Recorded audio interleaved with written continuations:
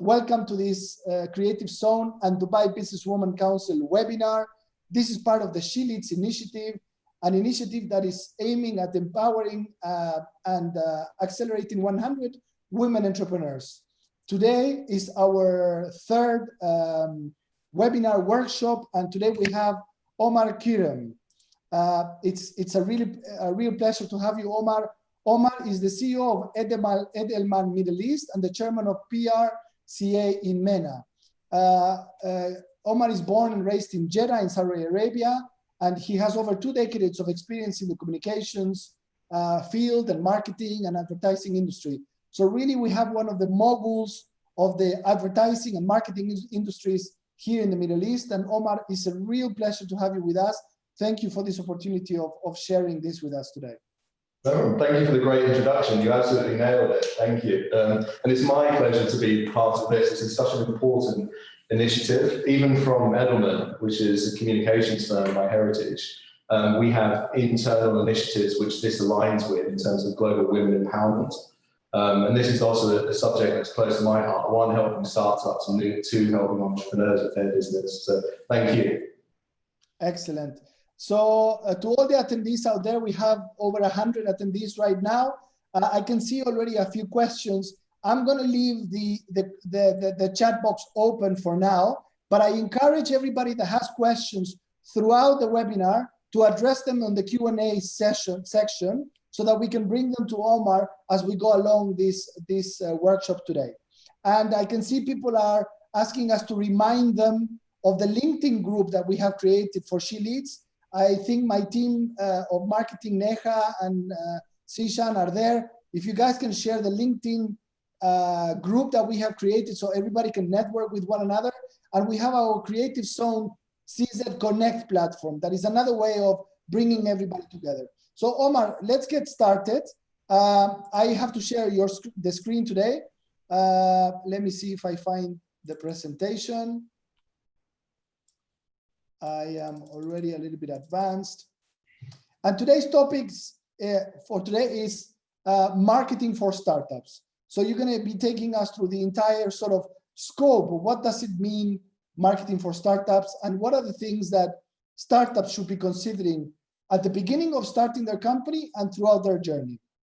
Absolutely. So it's the considerations, the challenges and the opportunities, and then also how you as leaders of your business should behave and communicate, especially in today's ever-evolving and ever-changing media landscape. So, which leads us nicely onto the next slide, which is actually about how great leaders actually communicate their stories. So you as entrepreneurs, and I've just mentioned this, are the face of your business. And you all have a great story to tell. Every one of you is different, you all have different backgrounds. So as Lorenzo said, I was born and raised in Saudi Arabia. I like to call myself Arab, despite this English accent.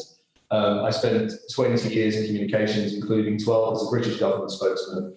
But after doing some really tough subjects, I wanted to come back into the Middle East. So I've just told you my story to engage you and give you a bit of chemistry between us.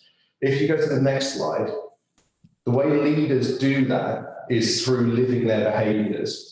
So they tell it with conviction, right? They believe their own story and they're passionate about it. They make it about you, not about them. So I've just told you my story, but I told you my story to help you with yours.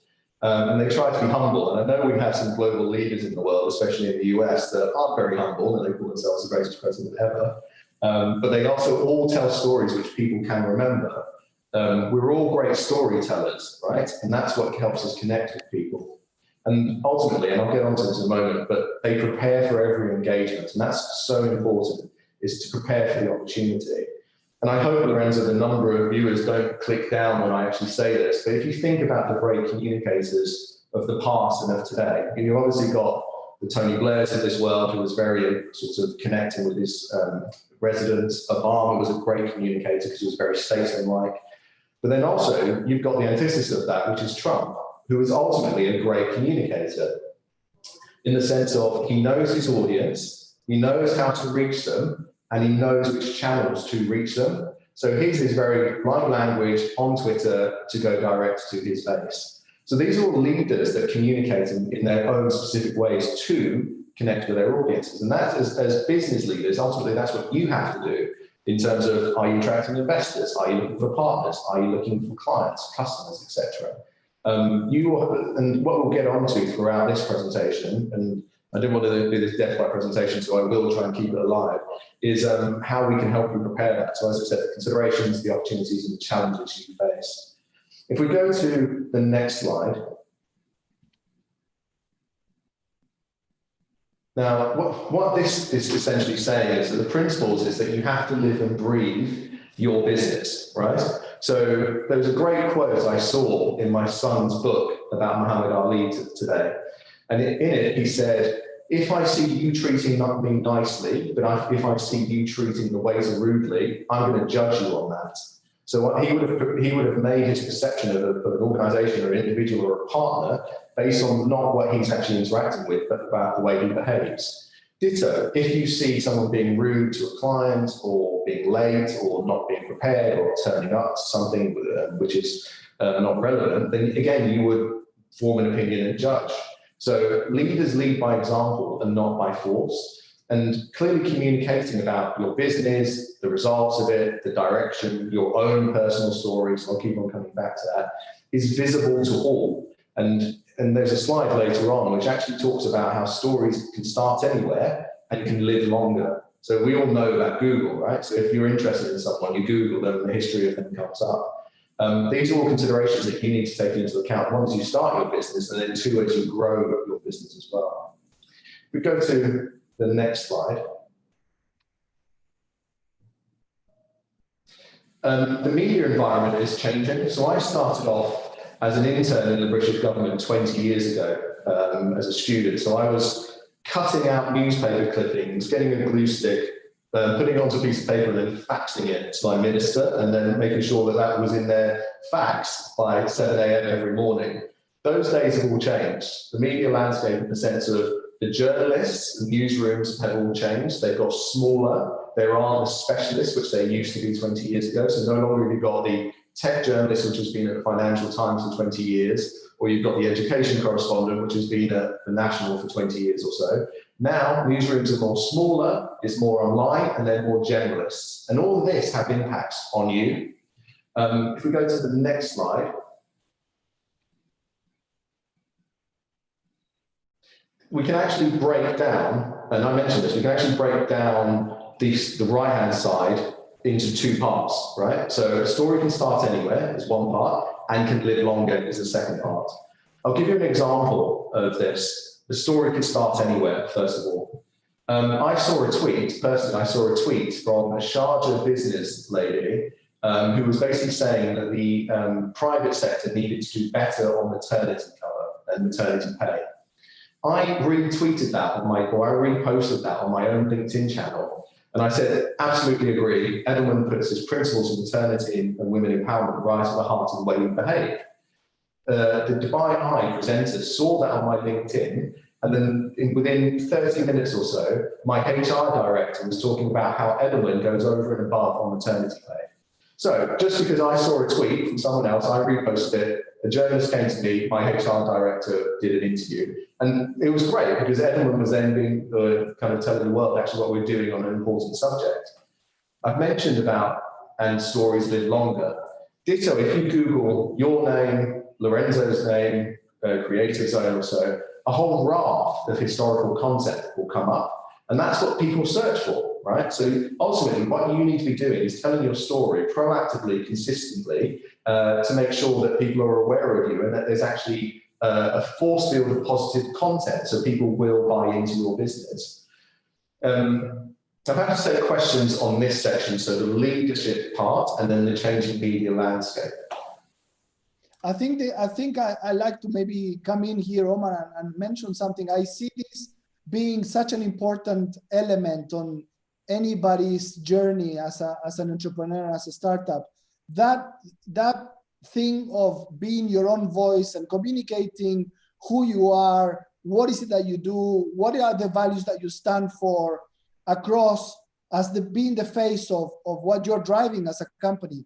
And I see that some of the most successful startups and entrepreneurs are the ones that have that sort of public face and public appearance and pushing their company forward. Is this correct? Absolutely. Look, you just have to think of Kareem and their two leaders. They're very visible, right? In our industry, we call it executive positioning. But what that is essentially telling the story through the leaders of the business to make sure that it's actually giving the human aspect. I personally wouldn't trust a business if all I could find was just an Instagram page or a Facebook page, right? What I would do, I would actually go and look, what does the CEO say? What is the CEO's values? What does it resonate with me? And is this business aligned with my own priorities? So absolutely. And if you think about storytelling and going back to personalities, Amazon, for example, right? They're regularly criticized for being one of the world's richest companies. If any of you watched Jeff Bezos's opening remarks to congressional hearings last month, where it was like Google, Facebook, Amazon, etc., he started off by telling a story that he is a man of great riches, right? So he was actually taken head on an accusation which is personally against him. But then he framed it in the sense of, I'm a man of great riches in the sense of I had a loving family around me. So he was already starting to get people to craft that he's a normal gentleman that grew up from humble beginnings and he's very lucky to be where he's at. Ditto Howard Schultz, who was the former CEO of Starbucks. Like, it's a coffee company, it should have just been talking about coffee, but Howard Schultz was such a personality. One, because I think he had presidential ambitions, and two, he went to a coffee factory in China, and he didn't talk about the manufacturing processes or Starbucks being the biggest and best coffee company in the world. He talked about meeting the individuals and the employees that actually contributed to positioning Starbucks as the best coffee company in the world. So both of them told personal stories which were captivating. And both of these are on YouTube, so both have a look at them. Even Jack Ma from China, he tells very humble stories which are very captivating, which goes back to my first slide, be humble, be proactive, be prepared. Okay, interesting. And if we go to the next slide, now this is actually a slide I use with my own clients. Now, to me, I see this as challenge and opportunity. And for you, as entrepreneurs, the opportunity is there are multiple platforms where you can tell your story and engage with your audiences, spark the interest from the investor, put your product on, so Amazon, for example, do some thought leadership in terms of LinkedIn. But there's also a challenge in the sense of this actually shows the amount of content that's being produced every 60 seconds. So, for example, on LinkedIn, there are 11,000 searches every 60 seconds. So that, to me, that's why you have to stand out as a business, and you actually have to have your story, which is clear and consistent. So as I say, the takeaway from this slide is opportunity and challenge. And then if we go to the next slide, we always live in an always-on world, and as I said, like, you can pick up a tweet or post, and that's very representative of your organization. What you can do is control your own destiny in that regard. So if we go to the next slide, I'll show you what I mean by that. And what we're starting to do here is get into what, as a business leader and as a company, you should be doing, and to actually connect or use media as a channel to engage. So I would say you are, to me, it's on the right-hand side of the screen. Oh, if we go back, you are on the right-hand side of the screen, and the journalist is on the left-hand screen. So entertainment, fun, everyday language, etc. If I was to say my FC client is really interested in ESG, to be honest, that wouldn't mean anything to you. But if I was to say I've got this really great financial services company that's interested in sustainability and giving back to the community, that's interesting. So what we need to do, or you as leaders need to do, is take yourself away from, I know the acronyms, I know my industry, I know what the sort of letters mean, and make sure that it resonates and that sparks the interest of journalists. So journalists are looking for everyday clear language, what ultimately can resonate with their audience. I'll tell you a story. When I was a 25-year-old in the British government, I called the political editor of the Sun newspaper, which is 3 million daily news readers in the UK. It's the most popular newspaper. And I was trying to tell him what the government was doing on housing. And all he kept on shouting at me, and bear in mind I was 25, so fresh, he just kept saying, what does this mean for my readers? What does this mean for my readers? And this went on for about 5 minutes. And then ultimately it's like, call me back once you know what this means for my readers. I then was able to call him back within 10-15 minutes and said, the Sun readers, it means more houses available, which are more affordable.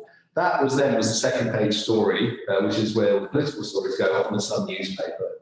So what I'm trying to say is, you know your space, journalists have their space. Ideally, what you want to do is meet in the middle. So really make sure that your story can be communicated to audiences via the right channels. And that's that middle zone you see there, the ideal story outcome.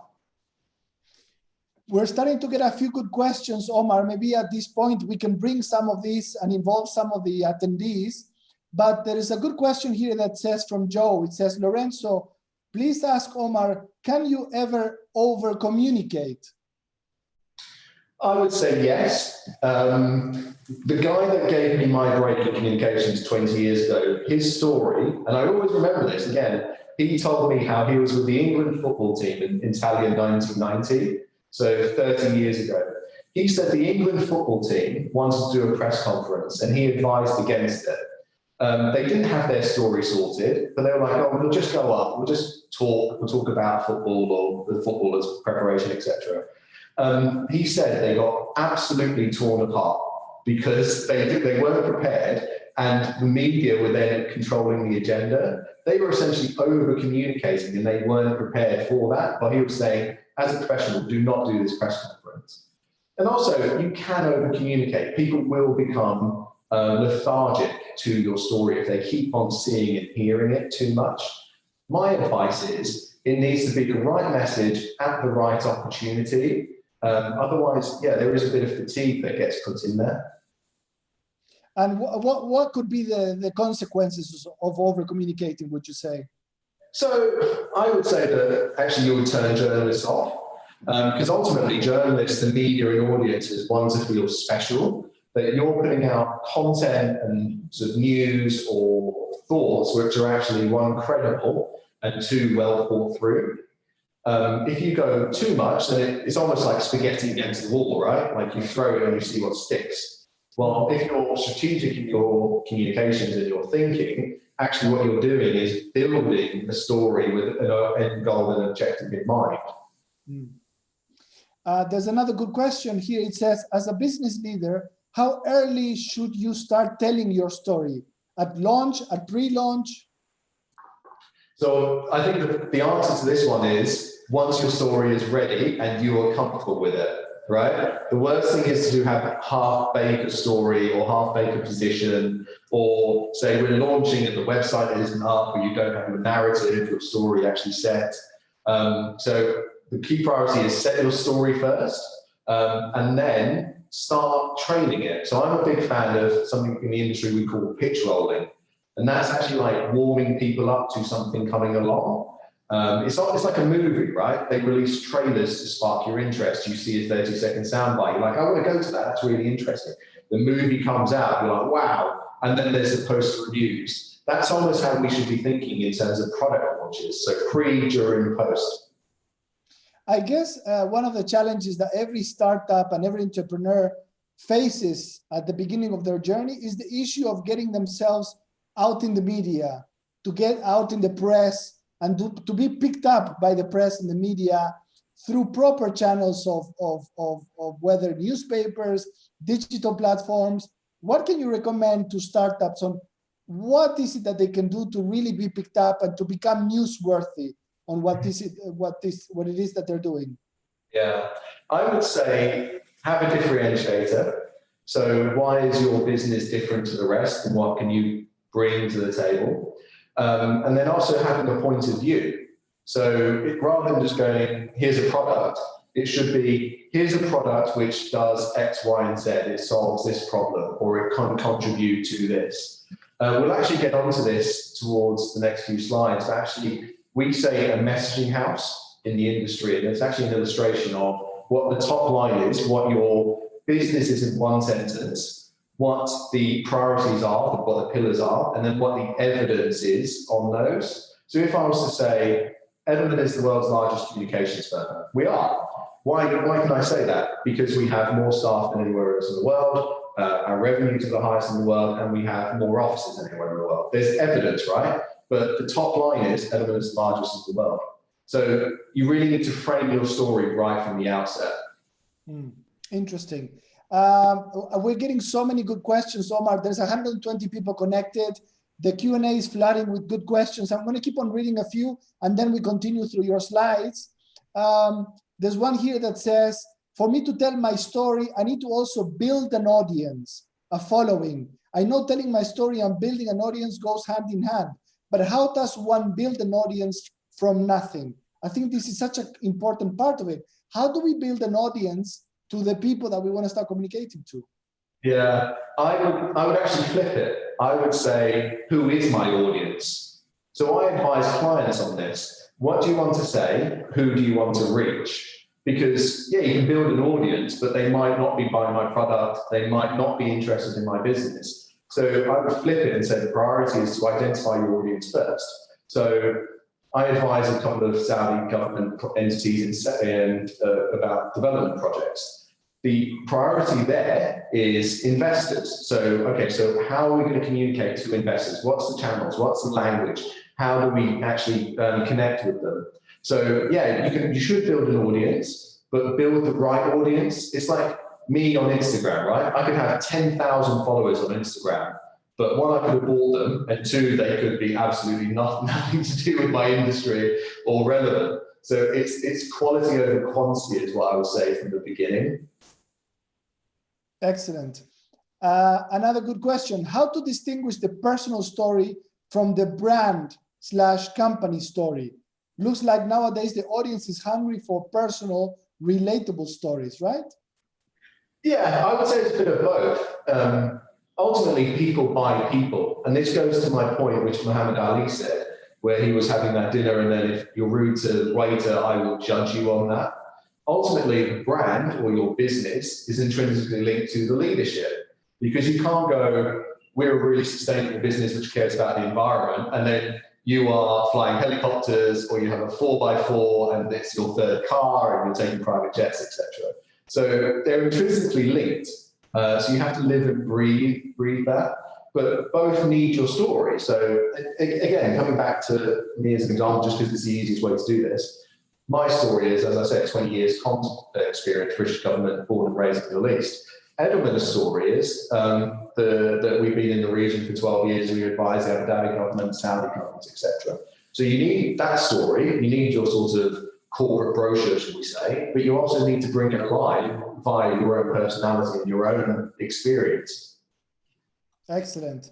All right, I'll read one more and then we continue on the slides. It says, how important is it for you to showcase the DNA of the startup? And I can see some comments and somebody saying, I think it's pre-recorded. No, it's not pre-recorded. We're live here, where they're asking where is the Q&A box. So if you want to ask your questions, you have to go to the Q&A box.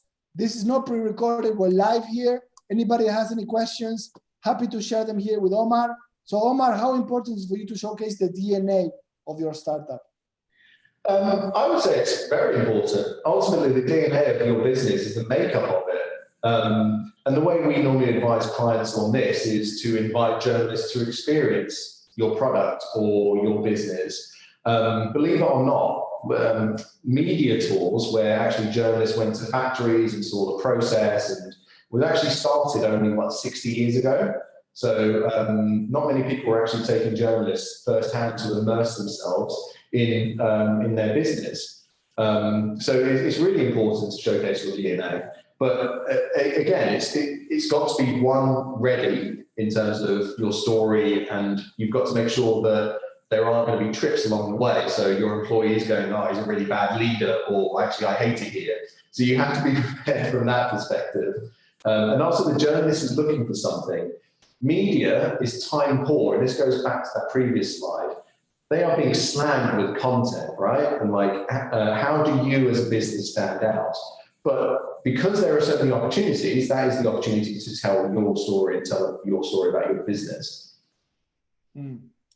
Right. So I'll move to the next slide. Yep.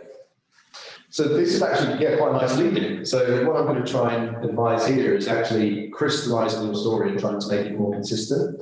So the approach on the next slide is what we do in the industry. We can go to the next slide. So this is the message house, right? So the overarching message, and I know this may look complicated, but the overarching message is, what is the one sentence about your business? What does your business do, and why does it stand out? The key supporting messages are those pillars, and then the proof points of the evidence. So I gave you the example of Edelman being the world's largest communications firm. To support the overarching messages, illustrate what actually you can do to build the windows of the house. And that's how you should see this, is if people were to look through into your business, what would they see? What would they hear? And I think it's really important, the power of three. So if you look back at old videos of Steve Jobs launching iPhone products, he always talked about three differentiators and three different reasons why the Apple iPhone or new Nano was the greatest thing ever. Because people remember three clear messages. So we always say, what are your top three lines? And then the evidence underneath that are the proof points, in the sense of actual facts and data which prove what you're doing is correct. Excellent. And then if we go to the next slide. This is very much once you've actually set up an interview and you're doing an engagement. But I would say it's not just an interview. This is actually for an investor meeting, it's for a partnership meeting, it's for those meetings which you will hold with people which will ultimately go away and then start speaking about your business. And that could even be over a lunch setting. So ultimately, what you want to do is make sure you know who you're actually engaging with, who you're speaking to, that you're able to defend your business and promote it in the right way. So 2 and 3, I'll come back to because they're very much media techniques.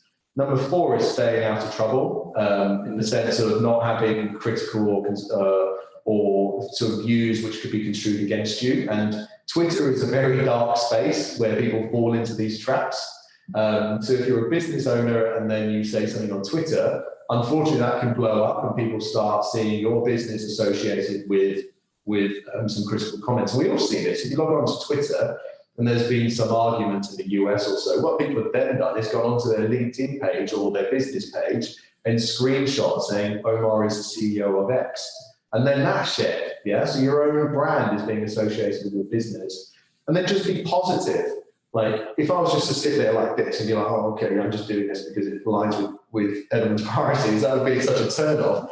But it goes back to my own point about be passionate about your business, because you are business owners. Like, you are so much braver than I am, right? I would be brave enough to go out on my own and start a business. But you guys have positive energy, which you should project in every opportunity. The bridging and flagging is what I like to call your islands of safety. So if someone says, oh, you work for the British government, they're all liars. So I'll be like, well, okay, that's your point of view. However, we have done great things for the public. We've improved education. We've improved access to healthcare. No government has done more to help young people into employment. So you're almost coming back to your own messaging, irrespective of what was thrown at you. And there's this great quote by Henry Kissinger, the old US politician, where he went into a press conference and he said to the journalists, have you got any questions for my answers? So it was very much like, you can throw at me what you want, but I'm going to tell you what I'm going to tell you, irrespective. And that's ultimately how we should operate. Like, you should have your own story, your own agenda, and you should be able to always come back to that. If we go to the next slide, it's another actual behavioral slide. And I mentioned this. If I was to be on mute now, you would just see me and the way I interact. If I was, as I say, just to be sat there like this is ultimately quite a defensive like move, like my arms are crossed, I'm let back. But if I'm like this, then it's more engaged. Again, watch videos of politicians, not Donald Trump, but of, say, Tony Blair or David Cameron. The way they engage, they told stories and they use their hands. They use their hands like this because it brings people along on the journey. If it was an emotionally difficult story, like someone dying or something like that, what they would do is lean in and frown a bit more. But if it was a more jovial story, they would lean back and their eyebrows would raise and they'd be a bit more comical. So also, like this chair, like I found it quite difficult. My chair swings. So if I'm doing an interview, thankfully I haven't been doing this. Just be very careful about the setting. Again, I'm using examples here, and I'm actually giving this talk to the Abu Dhabi government tomorrow, where in the Nixon-Kennedy presidential debate, which is one of the first debates ever held, what the Kennedy team actually did was use comms and the setting to actually create an impression of Nixon. So Kennedy's team knew that Nixon was sick. They knew he was a certain height. So what they did, they got the stalls in the debate at a certain height. So Nixon was uncomfortable standing or sitting down. So that made him look slightly on edge, slightly relentless. And then what someone else did was turn the AC down. Because he was sick, he had a temperature. So then on camera for the first time in a presidential debate, he was sweating profusely. While Kennedy, his stall was the perfect height, he looked cool, he was very statesmanlike. And all this matters, all this impression matters. So just be very wary about how you carry yourself. And I think that's actually the end of this presentation, but I'm happy to go back during the Q&A section on any slide. Excellent. So that would be the last slide on this presentation, yeah? Yeah. All right. I think this last slide about body language, the tone of voice, and actually the words that you're speaking, this is absolutely spot on. And I can see how important these elements of having the right body language, the right tone of voice, especially for startups and entrepreneurs, when they're pitching to people, when they're pitching to investors, when they're looking for partners, when they're trying to get their first few clients. I mean, this is the moment that you're selling your story, your product, your service. You really need to ace those presentation skills, right? Yeah, absolutely. But my advice is don't do the hard sell. Like we've all seen on LinkedIn where you accept a LinkedIn connection and then all of a sudden there's like this 5-page document about this product and why they should buy this, why you should buy the service. So it goes back to my point about people buy people, and make sure that you're actually, who you're connecting with or who you're actually engaging with is in your industry. Because again, it goes back to that saying, spaghetti against the wall. If I do my research on a client, then I want to be strategic in terms of how I'm going after them, when is the right time to go after them, are they going to be at an event which I'm interested in, is there a mutual connection that we both know that can make an introduction to us, what have they said recently which resonates with me that I could basically say, oh, I saw your article or I saw your interview, that was a profound effect, really interested to kind of have a coffee. And don't underestimate the power of coffees. People connect with people over informal settings. And I'm a big fan. I've actually set aside a budget for my team, 120 of them, to go off and have coffees with clients, with prospects, with journalists, with potential partners, because people buy people ultimately. So, and this is where that question about the brand and your personality is really important. They're intrinsically linked, but you as your person, you as your own personality is the face to that business. There's a good question here. What did you mean by the Me Too messaging as something to avoid? So that is in reference to the Me Too hashtag. That was all about, look at me, look at me, look at me, I'm great, I'm wonderful. So that, yeah, just to clarify on that one, it's more just don't talk about yourself because that's just such a massive turn off. Excellent. Daniela is asking, tone of voice and words obviously apply to also to written communication. What about body language? Is there an equivalent of body language in social media communication? That's interesting. Can you clarify that question? I think she's trying to find out if there is a way of relating.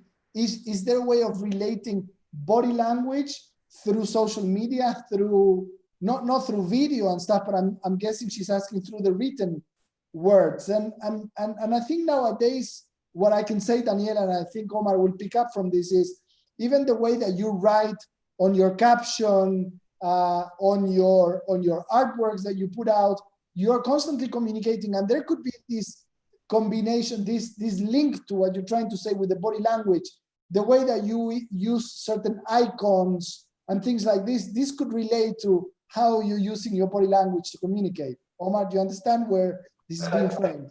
Great. And also make sure that your images on social media are relevant, because you see like someone writing something and then there'll just be a random picture that they've chosen, or it's just a picture and then some wording underneath it, which again isn't relevant to that actual post. So just be very careful of like using personal photos. So I'll give an example. On the industry magazine, there was a chief communications officer which went from one industry to another industry.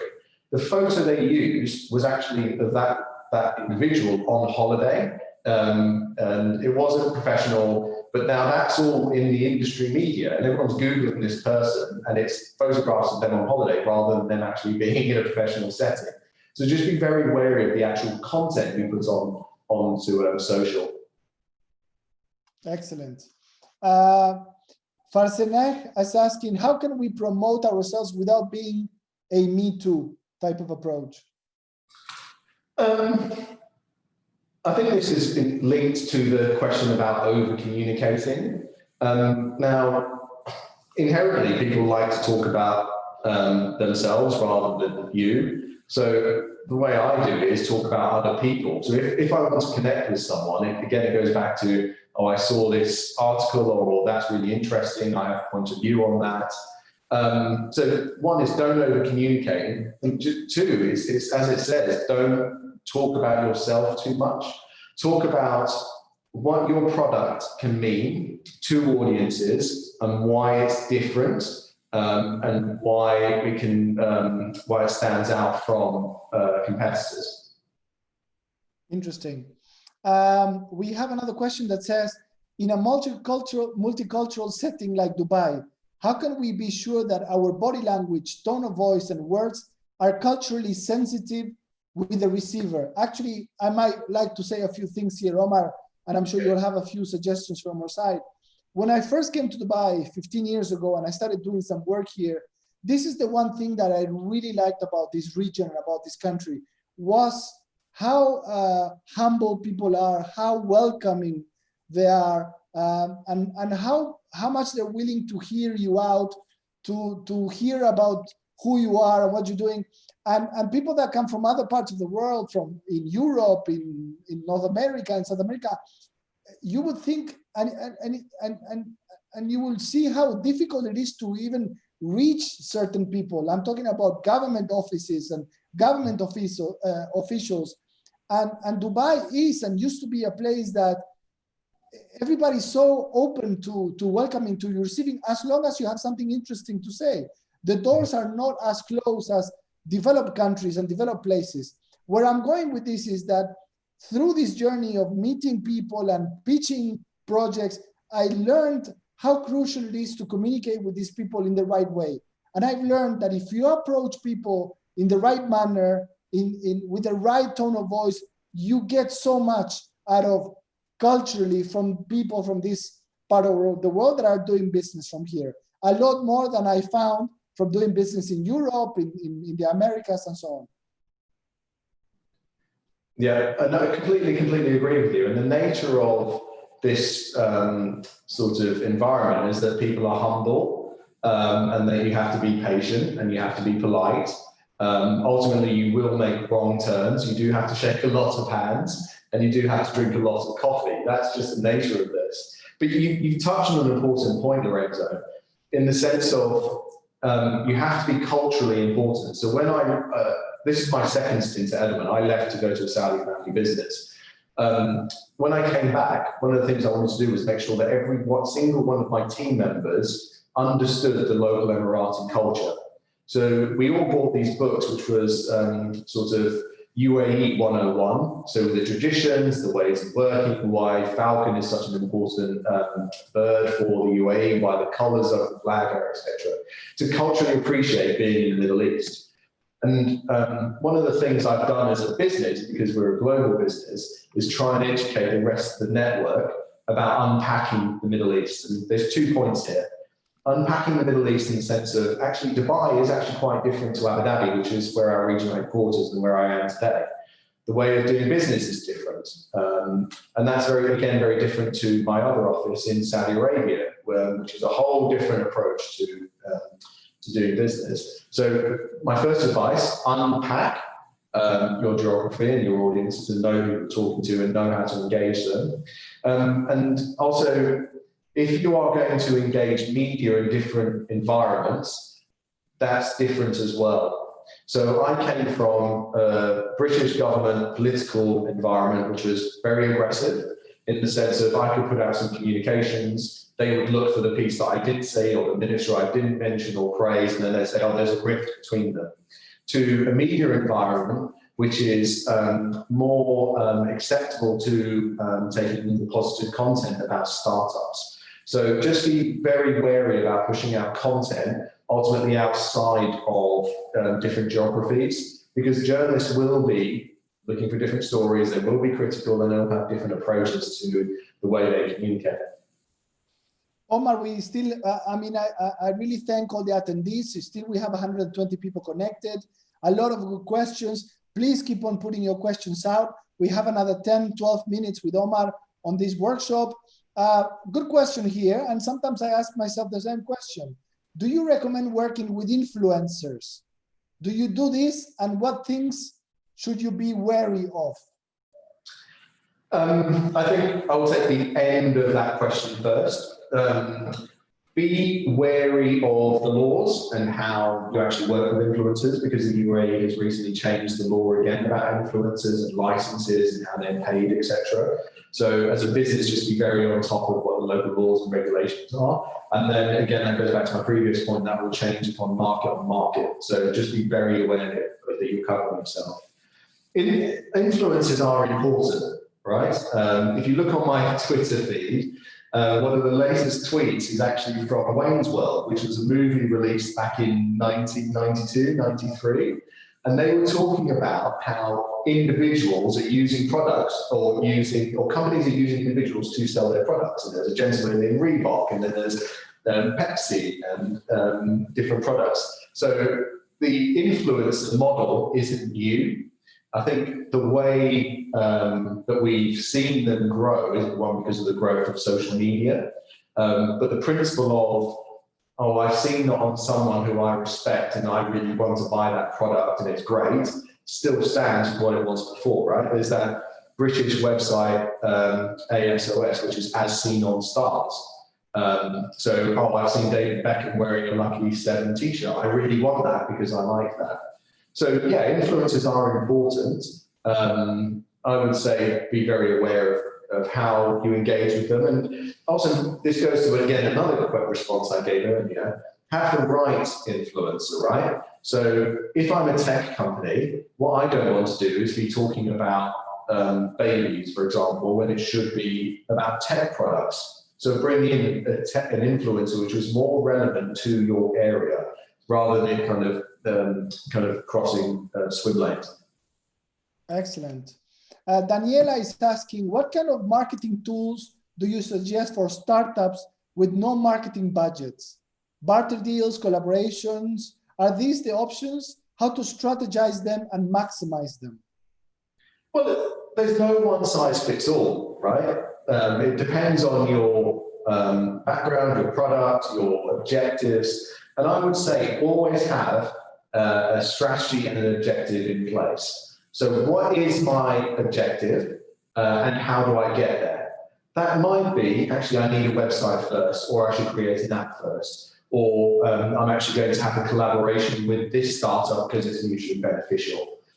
So I would actually skip to the end and then work back from there. It's just like the message house, right? I could have that one strap line, that one sentence, but the proof points ladder up to it. So really deconstruct the house and what your end goal is.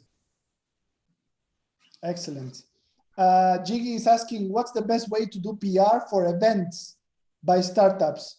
I guess to show as much as you can the recent or the latest events that you've been doing and promote them and put them on your social media channels and showcase what it is that you're able to put for clients, right? Yeah, absolutely. But also, it's not just events that you own and you convene. It's events that other people that are relevant to you are hosting, or actually there's events which are national. So Arab Health, for example, GITEX. There are events which you can attend and you should attend because it's immersing you in your industry. And then also events aren't just, I'm going to hold an event in my conference room.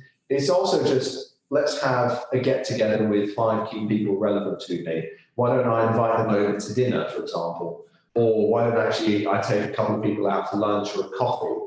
So events could be scaled up and down. You don't have to convene them yourselves. You should look at the calendar in terms of upcoming events. And then you should also look where events are relevant to your industry and your sector. And then make sure that you're attending those because you gain insights, you gain the latest perspectives from your competitors. We haven't spoken about competitors, but again, it comes down to the point of differentiating yourself.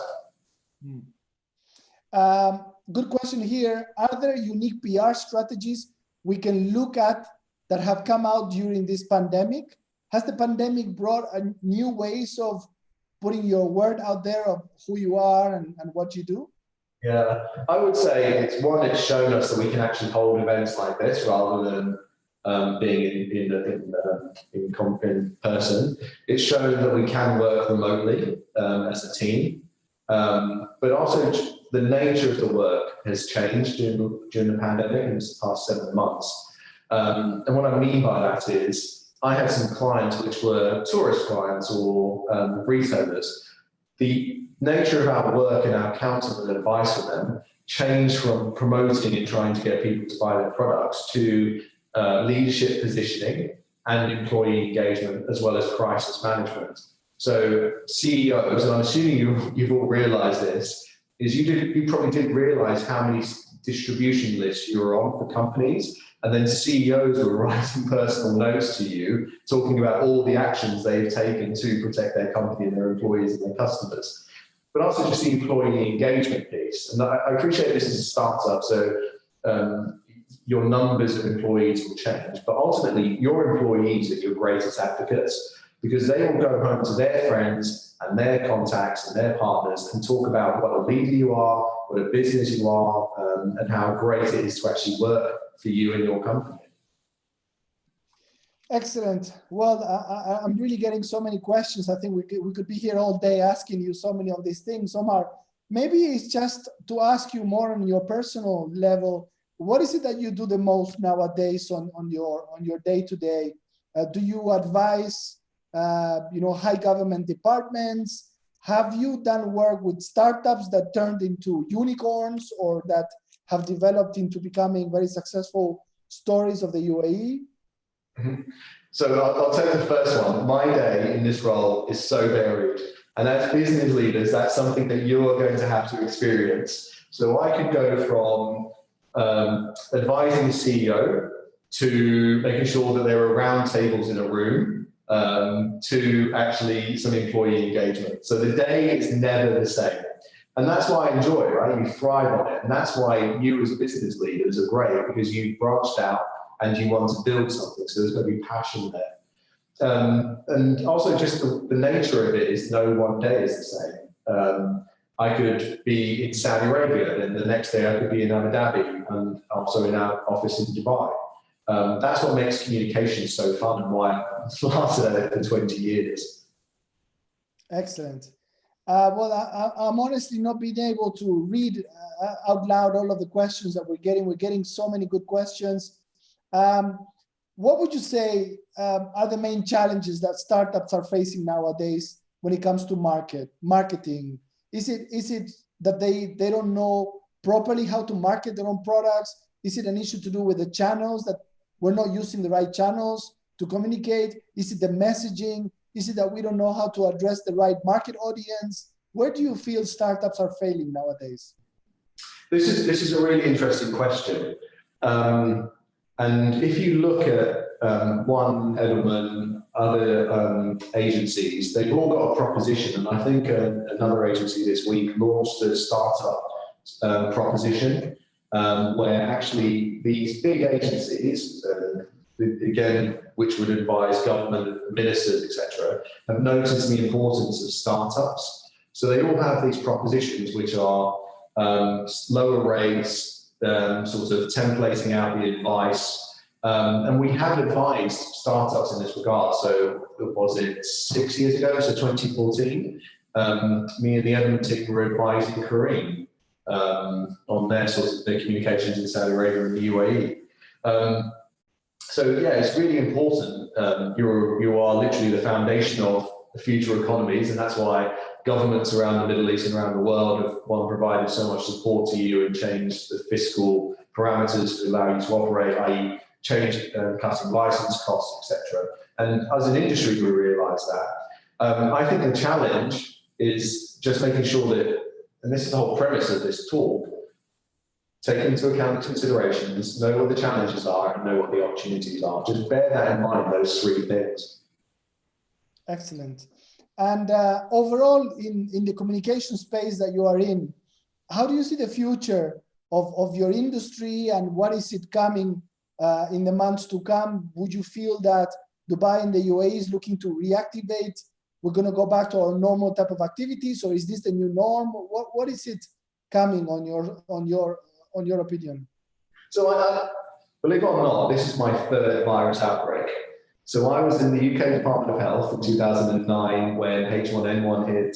I was then in the Saudi Ministry of Health in 2014-15 when MERS COV hit.